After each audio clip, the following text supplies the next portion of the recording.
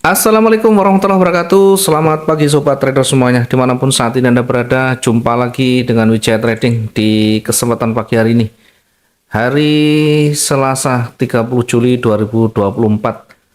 Seperti biasa kita akan memetakan untuk satu hari ke depan di XAU, kemudian Euro, Pound Sterling, Bitcoin, dan lain-lain. Nanti kita akan sampaikan setelahnya. Di awal kita akan menganalisa di XAU USD dan bagaimana nanti history kemarin. Kita akan coba review. Sebelumnya jangan lupa buat teman-teman yang baru menemukan channel Wijaya Trading, baru menemukan channelnya edukasi untuk trading, bantu untuk selalu berkembang dengan subscribe, like, dan share videonya sebanyak-banyaknya. Biar semakin banyak kita berbagi, semakin banyak pula teman-teman yang nanti bisa teredukasi dengan baik. Baik, terima kasih. Kita akan lanjutkan di kesempatan pagi ini. Kita akan mereview beberapa pair yang sudah kita analisakan. Satu di antaranya adalah XAU USD. Kita bisa banyak belajar dari historinya ya. Kalau kita nanti mungkin ada banyak kesalahan atau tidak sesuai dengan yang kita rencanakan, setidaknya kita bisa banyak belajar.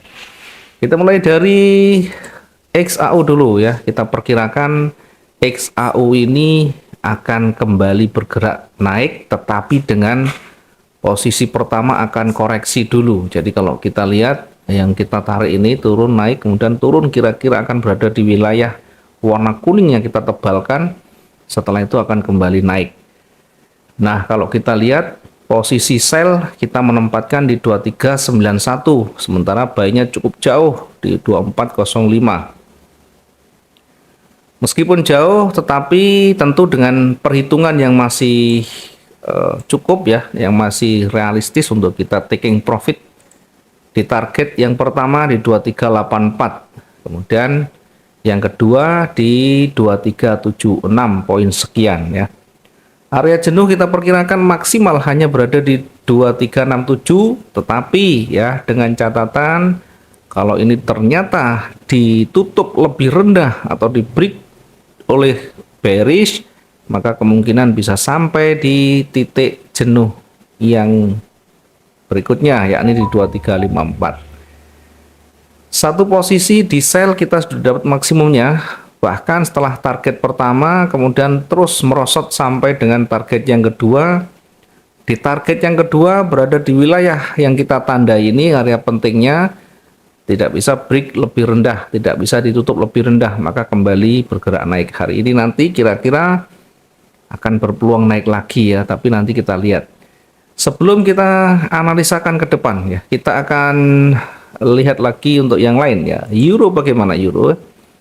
Euro kita perkirakan akan terkoreksi turun, kemudian kembali bergerak naik ya. Jika di area ini ternyata tentu tidak di break ya, tidak ditutup lebih rendah.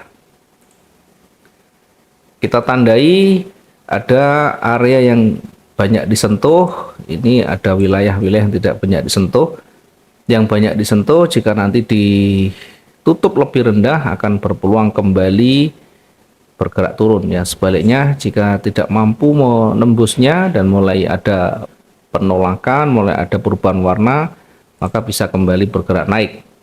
Kenyataannya tidak sampai di 1.08448 ini tidak sampai di sana, kemudian bergerak naik. Naik ternyata juga demikian. Kita menempatkan posisi buy lebih menghindari area psikologisnya di 1.08710 dan ternyata memang tidak sampai di sana, kemudian berbalik turun. Di area resisten harusnya kalau kita lihat tidak ada tanda-tanda berlanjut, justru ada tanda-tanda pembalikan, ada konfirmasi yang sudah ada, kita bisa menempatkan posisi yang baru. Tetapi kalau di awal kita masih sesuai, selnya di 1.08581, maka itu masih realistis meskipun nanti hanya sampai di 1.08448. Nyataannya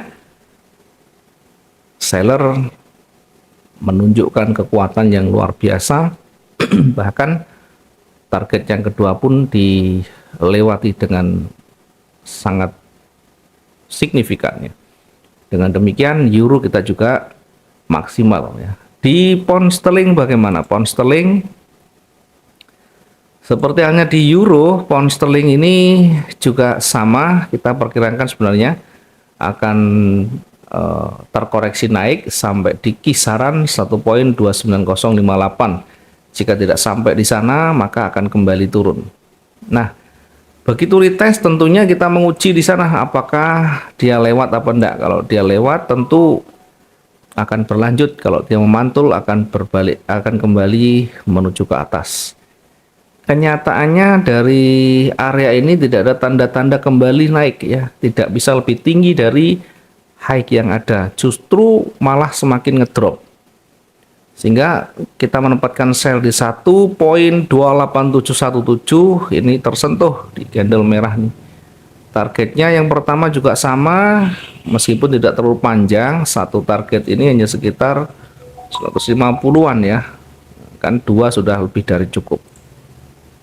Bitcoin bagaimana Bitcoin? Bitcoin kemarin kita perkirakan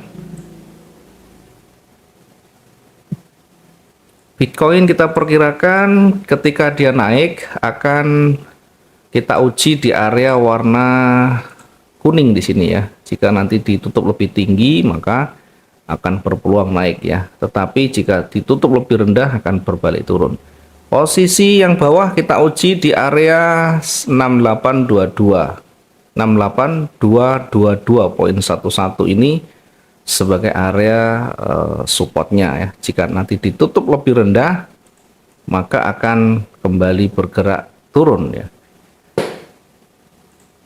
Dan ketika dia bergerak naik sama lebih tinggi dari resisten, dia masih bergerak naik meskipun sudah mulai ada banyak rejeksi, setidaknya masih ada pergerakan sampai lebih tinggi ya.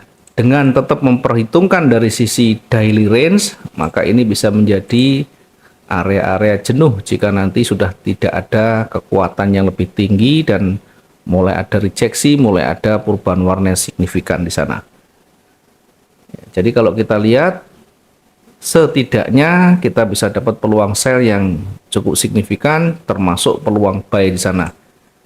Ya, sementara sebenarnya buy-nya kita tidak fokuskan di sana, tidak memfokuskan ke buy dan kita fokus ke sell di sana.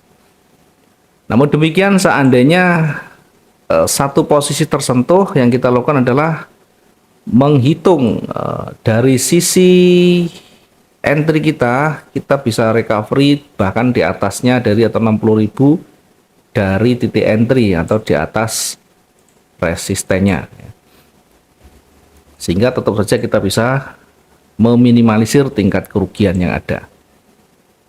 Oke, kita lanjut dari histori yang ada ini, kita kembali ke XAU, kita akan memetakan, nanti yang lain menyusul ya setelah ini selesai. Kita perkecil lagi, apakah tadi yang kita perkirakan akan sesuai, akan kembali bergerak naik. Kita coba di time frame lebih besar, di H4. Kalau kita lihat di H4 ini, kita tarik dulu untuk membantu memvisualisasikan dulu. Oke, ini naik sampai di area retestnya, kemudian mulai bergerak turun. Kemudian kalau turun juga kita uji kira-kira masih cukup enggak ya. Ternyata turun berada di area retest atau retracement-nya, dia bisa kembali bergerak naik ya. Dia bisa nanti membentuk satu struktur yang baru, yakni struktur naik seperti ini. Nah, itu simulasi di time frame besar. Namun demikian juga nanti kita akan menguji di area di sini ya, di area koreksinya. Lanjut, kita akan kembali ke time frame H1. Di H1 kita juga bisa mengukur, kita bisa melihat yang terdekatnya. Yang terdekat kita ukur dulu sampai di mana kira-kira Di bawah itu ada wilayah koreksi, kita tandai dulu, kemudian yang di atas juga demikian. Di atas kita tandai sehingga nanti kita bisa menemukan area pentingnya untuk kita exit maupun entry-nya. Oke, kita tandai juga di situ.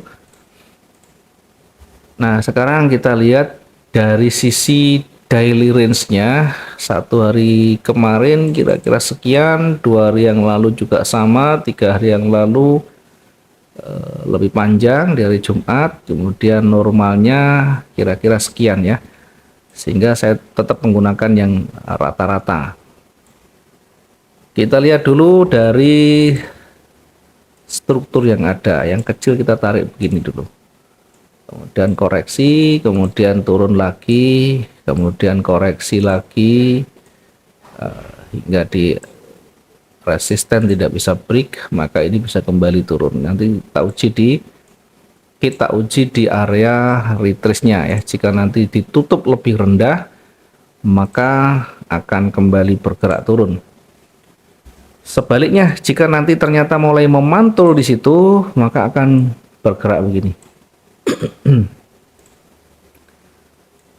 Kemudian kalau naik kira-kira seperti ini, kemudian retest lagi, dan kalau tidak bisa break kembali bergerak naik. Nah, simulasi inilah nanti yang kita setidaknya bisa memetakan sendiri kira-kira saya entry-nya di mana. Jadi jangan bingung, oh ini maksudnya bagaimana. Nah, kita menjelaskan simulasinya dengan gambaran ilustrasi seperti ini, setidaknya punya rabaan sendiri. Mau entry di bawah juga boleh, di atas juga boleh, di tengah juga boleh. Tidak ada yang salah dalam entry kita, karena kita punya pandangan masing-masing, punya alasan sendiri, targetnya sendiri, resikonya sendiri. Jadi bebas, ya, tidak ada analisa yang paling tepat.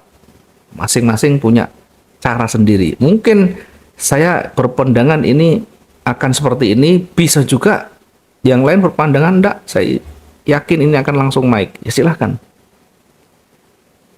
Kan punya pandangan masing-masing. Nah, kita ilustrasikan seperti ini setidaknya biar ada pandangan-pandangan juga dari teman-teman yang baru. Kita perkirakan kalau bergerak turun itu kita menguji dulu di area warna kuning. Kemudian kita nanti akan menempatkan posisi sell agak menjauh untuk antisipasi ya, untuk mengantisipasi. Nah, juga tapi jangan terlalu jauh. Kalau terlalu jauh nanti kita tidak dapat apa-apa. Kita cukup di bawah sedikit dari area retrace-nya. Kita tempatkan di sana sell. Lah itu kan ada level psikologis. Ya, mau gimana? Kalau nanti terlalu jauh, kalau kita ukur lagi terlalu jauh di bawah, kita dapatnya jauh sekali ya. Ini pun lumayan jauh sebenarnya ya. Kita tempatkan. Sebenarnya kita juga bisa menempatkan di bawah di sini, di tengah di sini. Nanti targetnya sampai di sumbunya, kira-kira cukup enggak? Nah, sampai di sumbu cukup, berarti kita bisa menempatkan di sini sell-nya. Ya, kita bisa menempatkan sell di sini di 2375.96 ya. Tapi hati-hati berada di area retracement-nya ini ya. Semuanya perlu kita siapkan simulasinya. Saya lebih condong ke ini karena jaraknya terlalu jauh kalau kita mengambil posisi di bawah ya. Ini target dulu di 2369.75. Sementara nanti jika masih kuat dia bergerak turun, kita akan targetkan kembali kira-kira di ini ya. Kira-kira di 2362 target berikutnya 2362.47. Dan area jenuh kita perkirakan maksimal di 2352 area jenuh di 2352. Nah, kita nanti tandai di sini sebagai area pentingnya. Nah, simulasinya kalau dia break akan kira-kira begini. Kemudian mencoba kembali nanti retest, kalau dia tidak bisa break kembali akan bergerak turun. Sementara di posisi atas kita tempatkan untuk posisi buy. Kita ukur kemampuan pergerakannya, ini juga terlalu jauh. Kita ambil dari titik tertinggi hari ini dengan menempatkan posisi buy di 2386.13. Kemudian untuk targetnya kita akan di sini. Untuk jenuhnya nanti kira-kira sampai di mana ini ya?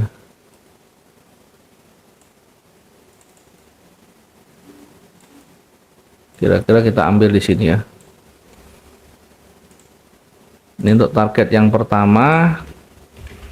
Target di 2393.87, kemudian target yang kedua kita tempatkan di ujungnya di sana. Apakah terlalu jauh? Terlalu jauh, kita turunkan sedikit. Yang banyak disentuh. Yang pertama tadi terlalu jauh, kita turunkan sedikit saja.